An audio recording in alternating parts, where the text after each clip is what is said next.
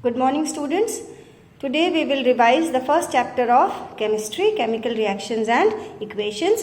We have already discussed the topics of this chapter in detail in the previous videos. Alright. Now, the chapter is chemical reactions and equations, and here you will be focused mainly on the different types of chemical reactions and writing balanced chemical equations for them.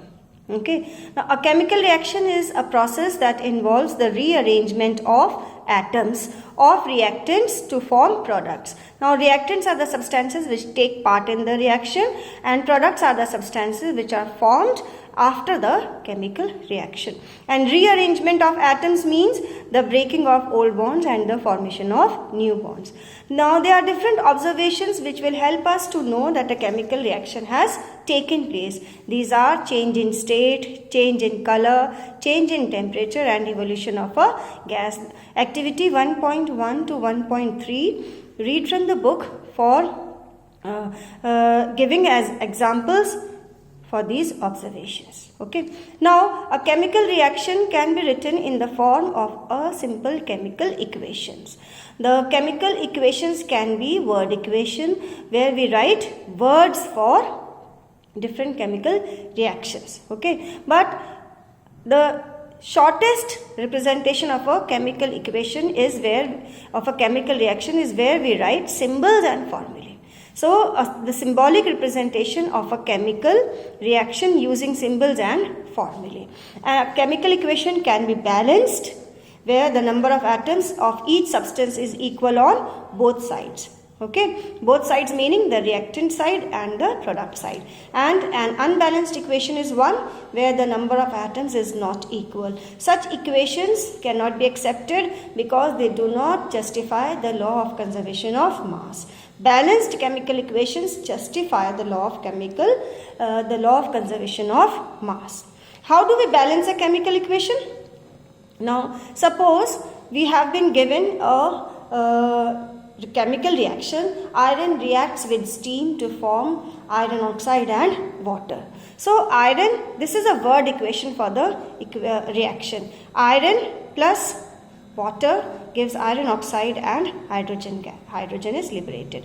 We can write symbols and formulae. So, for iron we write Fe, for water we write H2O, iron oxide Fe3O4. This is a special oxide about which we will discuss in the third chapter, hydrogen H2. Okay. Now, the equation can be balanced by the hit and trial method. See, for balancing of a chemical equation, we need to balance the largest molecule first. And this is the only point that will help you. This is the only hint that which will help you in balancing the equation very fast. Okay, without wasting much of your time. So, the largest molecule here is Fe3O4. Iron 3 on the right hand side, 1 on the left hand side. Oxygen 4 on the right hand side, 1 on the left hand side. So, 3 Fe, we write 3 here. Okay. O4, here oxygen is only 1. Now, we cannot do H2O4. That way we will change the formula, which is very, very wrong. Okay. Never ever do this. Do not change the formula. We can only write a number here. Okay. So, 4 oxygen now balanced. What is left? Hydrogen. Hydrogen on the right hand side 2. On the left hand side 4 2s are 8 hydrogen. So, this is not balanced. What do we have to do? We have to make it 4 here. 4 2s are 8. This equation now seems to be balanced. Let us check it again for correctness. 3 Fe, 3 Fe, 3 Fe. 4 H2O, 4 2s are 8 hydrogen. 4 2s are 8 hydrogen. 4 oxygen, 4 balanced now. Okay. Now, to make it more informative, we have to mention the physical states of reactants and products. The physical state of iron, solid, in bracket we will write S. Water, because in the reaction water is used in the form of steam. So, steam is the gaseous form of water. Iron oxide is solid and hydrogen is a gas. Okay. So, we will write small t in a bracket. If there is any reaction condition, we will mention it on the arrow. In this way, we will balance the chemical equation. Now, the next topic for revision today is the different types of chemical reaction. The first type of chemical reaction is a combination reaction where two or more reactants combine to form a single product. Calcium oxide, quicklime, combines with water and they form slaked lime, CaOH whole twice. A decomposition reaction is the opposite of combination, where a single reactant will break into many products. And for decomposition reaction, we have to provide energy to the reactants, which can be done in the form of heat, in the form of electricity, or in the form of sunlight. For heat, there are different examples given in the book.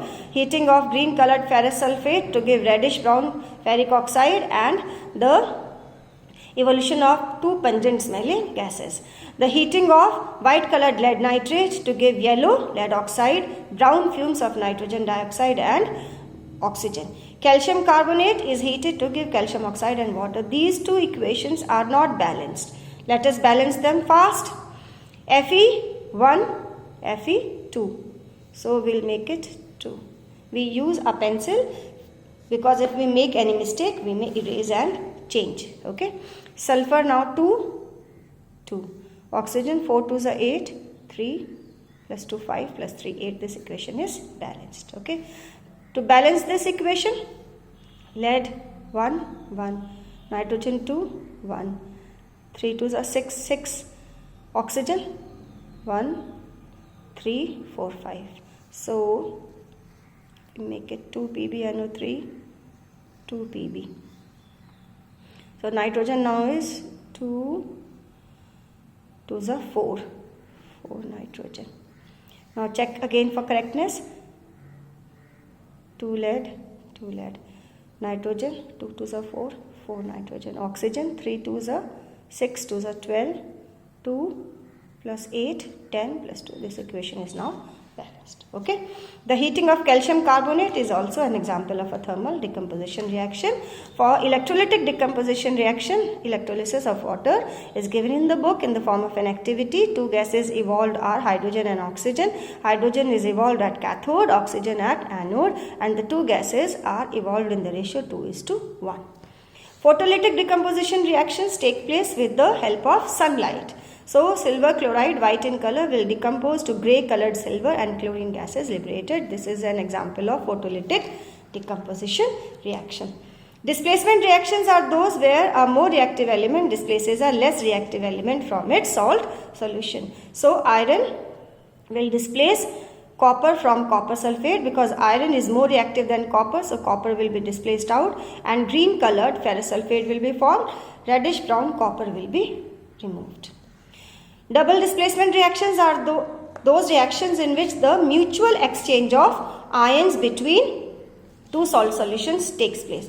Okay, now mutual exchange of ions will result in the formation of a solid substance which is called a precipitate. So these reactions are also called precipitation reactions, and examples of this is the mixing of barium chloride solution with sodium sulfate. We will get a precipitate of barium sulfate and sodium chloride will be formed. So, white colored precipitate of barium sulfate. The next type of chemical reactions are the endothermic and exothermic reactions. Endothermic reactions are those in which heat is absorbed, and exothermic reactions are those where heat is released. All combustion reactions, burning reactions are exothermic. Coal burns and carbon dioxide is evolved along with the evolution of a large amount of heat. Okay. Likewise, calcium carbonate breaks when it absorbs heat. Endothermic reaction, calcium oxide and carbon dioxide are formed. This is a decomposition reaction. Heat is absorbed here. Okay.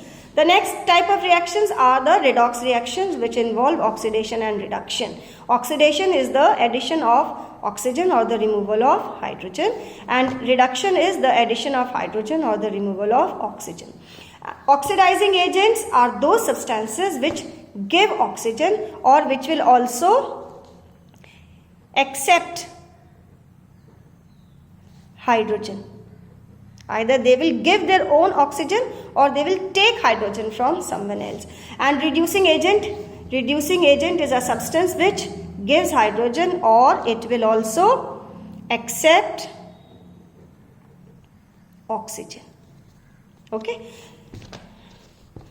Copper oxide reacts with hydrogen and they form copper and water. So copper oxide is changing to copper, oxygen is removed, this is reduction. Removal of oxygen is reduction.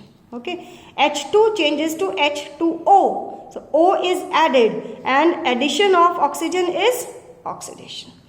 Because copper oxide is giving its oxygen, therefore it is the oxidizing agent, and because hydrogen is accepting oxygen, therefore it is the reducing agent.